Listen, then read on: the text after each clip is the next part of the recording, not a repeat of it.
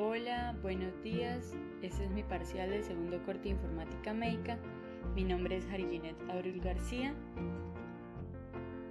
estudiante de segundo semestre de Medicina, y en este segundo corte vimos temas que nos hicieron tener en cuenta aspectos como creatividad, habilidad para hacer videos y exposiciones, y a la vez explorar aplicativos médicos.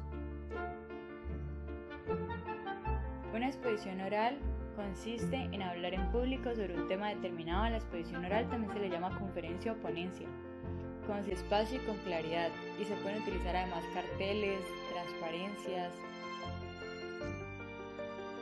Bueno, y la conclusión entonces será el resumen de todas las ideas más importantes y la conclusión final.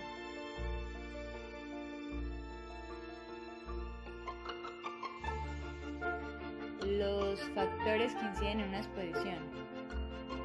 Entonces tenemos que para realizar una buena exposición oral debemos tener en cuenta muchos factores que intervienen en su realización, los cuales serán divididos en tres grandes grupos. Factores personales que inciden en una buena exposición oral. Para realizar una buena exposición oral es necesario hablar ante un auditorio, pero no de cualquier forma, sino más bien debemos cuidar o tener en cuenta siempre algunos aspectos de nuestra persona que debemos cuidar. Y esos serían aspectos como la timidez, adaptarse a los intereses y conocimientos del público, ser claros, hablar en alto y lentamente, precisar las ideas, transmitir sinceridad, convencer a las personas de lo que estamos exponiendo, mostrarnos naturales y sencillos en gestos, en lo que decimos, huir de la pedantería y de la monotonía. No debemos demostrar demasiado nerviosismo y además se necesita un buen contacto visual con todo el público. Experimentar el miedo es una reacción normal del 90% de los oradores novatos. Antes de comenzar a hablar, la inseguridad o la timidez acelera el corazón. La sangre se ruboriza a las mejillas, las rodillas también nos pueden temblar y la voz no quiere salir.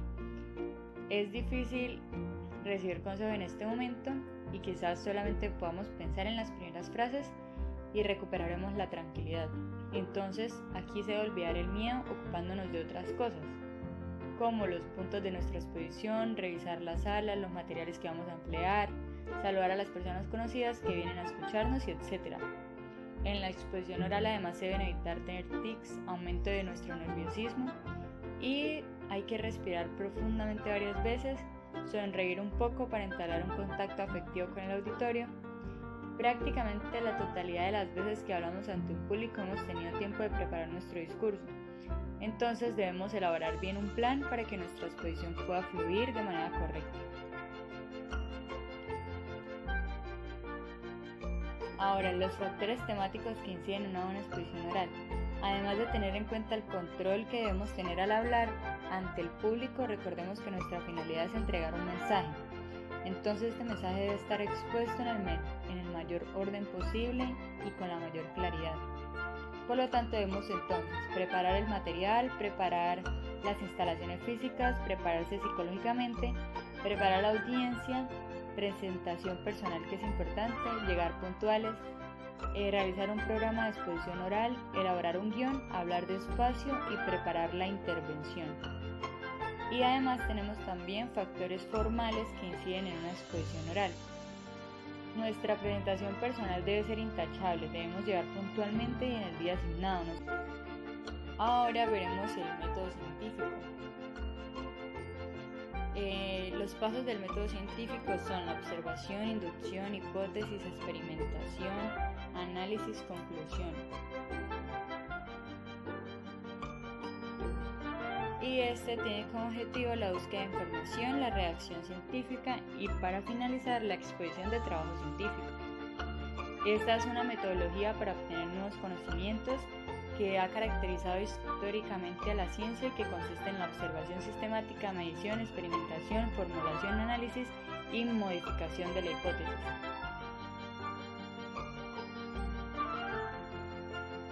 Ahora, la confección de un trabajo profesional escrito.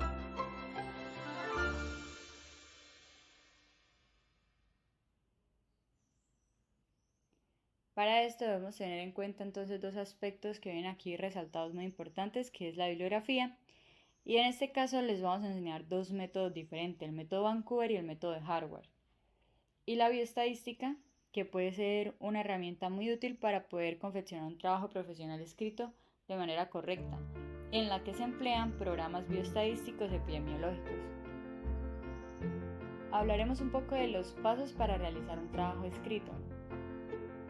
Entonces, la mejor forma de hacerlo sería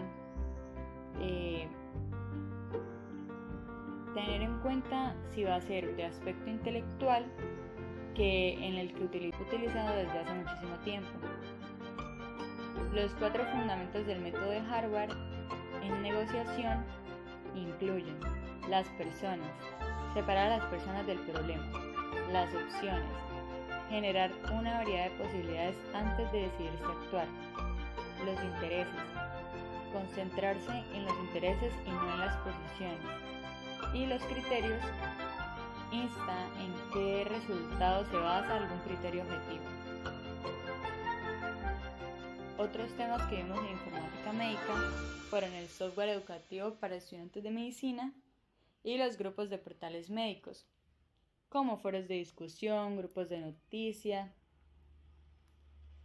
listas de correo, emails sociales en las plataformas de las universidades y hasta en cualquier buscador, sea Safari o Google o Mozilla, etc.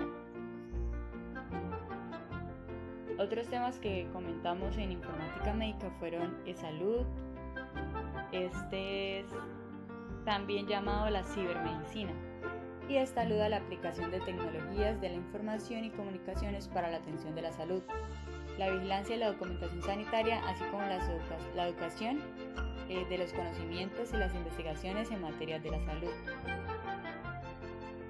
Los beneficios de eHealth es precisamente el seguimiento del paciente y la gestión de la salud.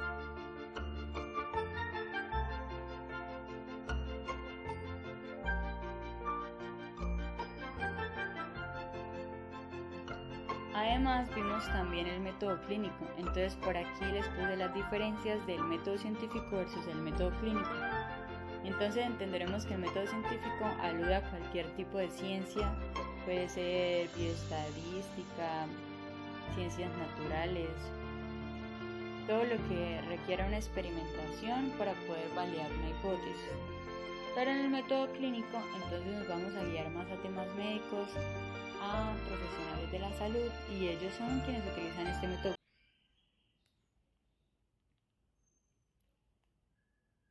Los atributos del médico son que es un ser comunicador, colaborador, es manager, es profesional, tiene vocación, pero principalmente la paciencia y la empatía para explicar al paciente el diagnóstico, entereza para decir la verdad y capacidad para reconocer que no sabe sobre algo y es necesario buscar la opinión de algún especialista.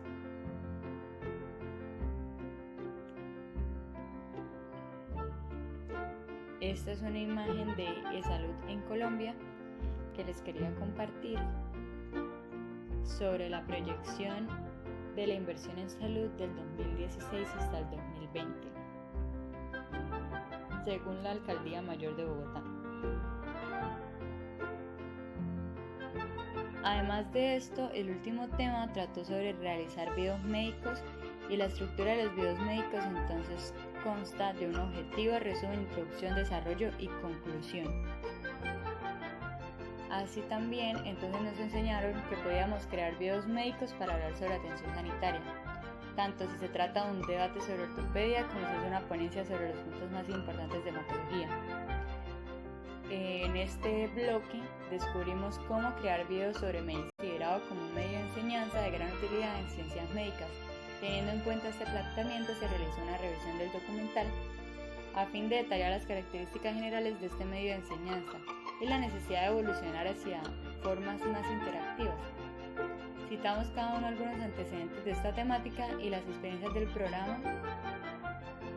Propuso la utilización de esta tecnología para, de aquí en adelante, implementarla en las clases. se nos indicó el tema de videos médicos, en el cual incluían 4 tipos de videos que podíamos realizar. Entonces el video de lección constaba de emplear sin la presencia del profesor y no es muy utilizado en la educación a distancia. Es prácticamente los diferentes componentes de una clase. Permite a los educandos apropiarse de conocimientos y observar la ejecución de técnicas y demostraciones, propiciar la creación de habilidades y sistematizar su preparación técnico-profesional. El video de apoyo el profesor lo emplea como medio de enseñanza más al desarrollar una conferencia, clase teórico-práctica, clase práctica o alguna práctica de laboratorio. Esta facilita la ejecución de tareas para los docentes. El video interactivo, que es de mis favoritos, se emplea un profesor facilitador desde una nueva perspectiva con una metodología activa y participa en el proceso docente. Este posibilita el desarrollo de una comunicación simétrica y de la recíproca en roles antes señalados. Y el paquete didáctico consta de múltiples medios de aprendizaje, textos, guías metodológicas, videos, filminas, cassettes, software educacionales y es ideal para la autopreparación de los estudios dirigidos y a distancia. Esto fue todo lo que vimos durante el segundo corte de informática médica. Espero que les haya gustado y que implementen este nuevo método de aprendizaje realizando videos médicos para poder aprender medicina. Gracias.